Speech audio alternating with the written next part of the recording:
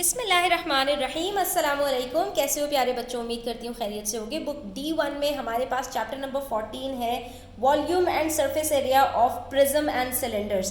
Prism की बात हमने कंप्लीट कर ली थी कि अगर हमारे पास एक प्रिज्म दिया हुआ हो जिसका एक यूनिफॉर्म हमारे पास बेस होता है जो ऊपर तक सेम रहता है, इसीलिए वहाँ पर जब हमें उसका सरफेस एरिया कैलकुलेट करना होता था तो हम क्या करते थे, उसका पेरीमीटर बेस का निकालते थे और उसको हाइट से मल्टीप्लाई करने के बाद जो उसका बेस एरिया होता था उसको 2 से मल्टीप्लाई करके उसको ऐड कर देते थे। यही करते थे ना बच्चों।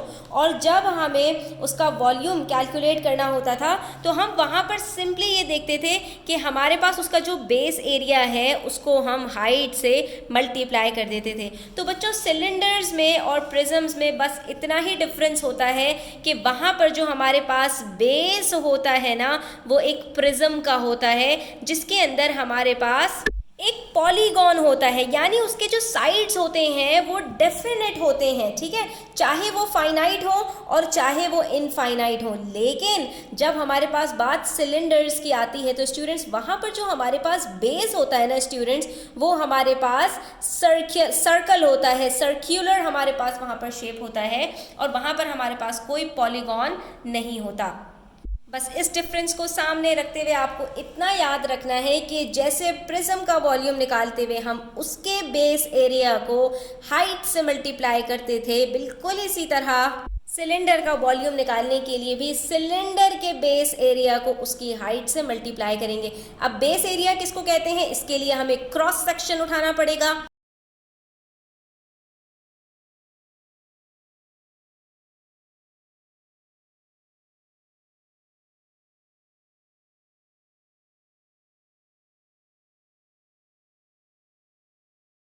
यानी कि बेस एरिया के पैरेलल में कहीं से भी उसको स्लाइस कर दूं तो मेरे पास जो शक्ल सामने निकल कर आएगी वो बिल्कुल कॉरस्पॉन्डिंग होगी उसके बेस से।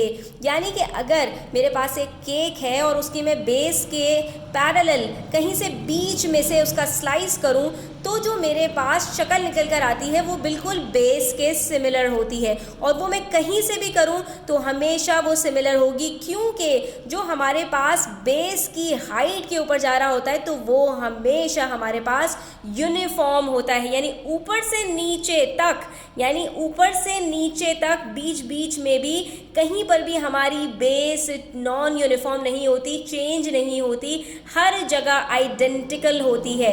इसीलिए अगर मुझे ये बेस का एरिया पता चल जाए, मैं इसको सिर्फ हाइट से मल्टीप्लाई कर दूं तो मेरे पास यहाँ पर इस सिलेंडर का वॉल्यूम निकल आता है। और यहाँ पर मज़े की बात यह है स्टूडेंट्स कि हमारे पास सिलेंडर के अंदर जो बेस होता है वो सर्कल होता है और सर्कल का एरिया हमें पता है पाई आर स्क्वायर होता है। तो हमने सिंपली उसको h से मल्टीप्लाई करना है और हमारे पास वॉल्यूम ऑफ अ सिलेंडर निकल आएगा। जैसा कि आपसे कहूँ मैं कि the diameter of a base of a cylinder is 14 centimetre. अगर मुझे एक सिलेंडर का जो है बेस का डायमीटर पता हो तो मैं क्या करूँगी, मुझे तो एरिया निकालने के लिए उसका रेडियस चाहिए, मैं डायमीटर को हाफ करूँगी, मेरे पास 7 सेंटीमीटर आएगा, उसको मैं क्या करूँगी, स्क्वायर निकालूंगी। 7 का स्क्वायर 49 होता है, 49 को मैं उसके पाई की वैल्यू से मल्टीप्लाई करूँगी और मुझे हाइट भी बताई हुई है and it's height is half of its base radius. और जो उसका रेडियस है यानी 14 का हाफ 7 का भी जो हाफ है वो उसकी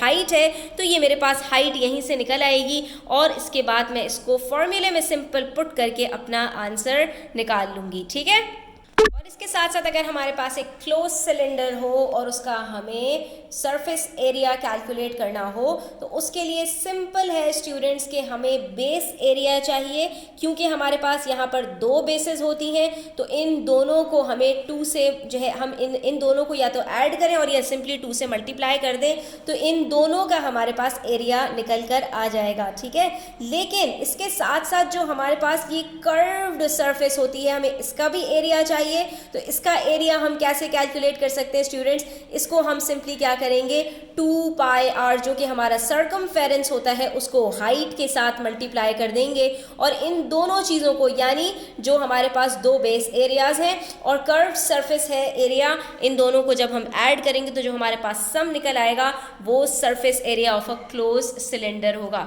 तो आपको सिंपली यहाँ पर स्टूडेंट्स ये फॉर्मूला याद रखना है, और वो क्या है कि base area multiply by 2 plus curved surface area multiply by 2, तो आपके पास यहाँ पर जो है इन दोनों का जो सम है वो सरफेस एरिया की सूरत में निकल आएगा। तो आज की वीडियो यहीं तक रखते हैं, इंशाल्लाह नेक्स्ट वीडियो के अंदर हम जो है क्वेश्चंस को भी सॉल्व करेंगे, तो आपको मज़ीद क्लियर होगा कि किस तरह से इसके क्वेश्चंस को सॉल्व किया जाता है, और ये कॉन्सेप्ट भी मज़ीद क्लियर हो जाएगा। Thanks for watching the video till the end, take care, अल्लाह हाफिज़, please do subscribe to my channel.